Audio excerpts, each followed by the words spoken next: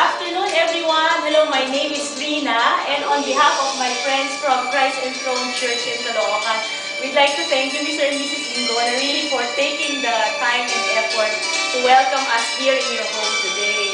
So, we're here, like what we said earlier, this is for charity, and at the same time, by our presence and by our songs, we hope to give you a little bit of that Christmas spirit and Christmas cheer. And hopefully, through this, lahat tayo ma-remind at the same time that Christmas really is about sharing and giving and loving and spending time with your families. Most importantly, and having Christ in the center of it all. So we hope that every one of us will have a more meaningful Christmas this 2009. So we hope that you will like our songs. Merry Christmas! Merry Christmas! Narito na pinakahintay natin, nadarama na kahit sa simoy ng hangin, pag-ibig ng siyang liwanag ating damdamin, Paskong-Pasko na talaga sa atin. Nagsisimula pa lang ang buwan ng Disyembre, nag-aabang na ang mga kuya at ate, maging ang magulang at pati na si baby, Paskong-Pasko na talaga sa atin.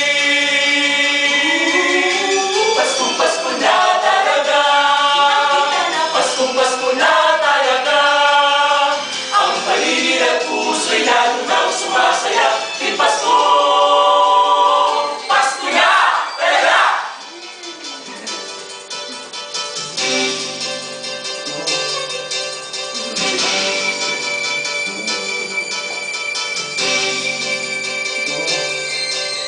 Bisperas naman ang ika-24, kay raming pagkain sa mga salo-salo, sa mga aginado, Paskong-Pasko na talaga sa atin. Paskong-Pasko na talaga, Paskong-Pasko na talaga, ang paligid at puso'y lalo nang sumasaya, di Pasko, Paskong-Pasko na talaga, Paskong-Pasko na talaga, ang paligid at puso'y lalo nang sumasaya, di Pasko, di Pasko, di Pasko, Pasko na talaga.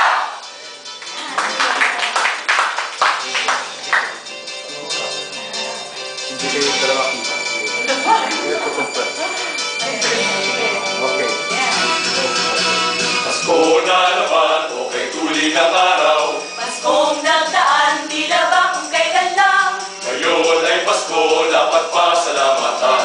Ngayon ay Pasko, tayo ay mag-awitan. Pasko, Pasko, Pasko na naman muli, tanging araw natin pinakamimiki. Pasko, Pasko, Pasko na naman muli, ang pag-ibig naghahari. Sa may bahay ang aming bati, Merry Christmas na mawala.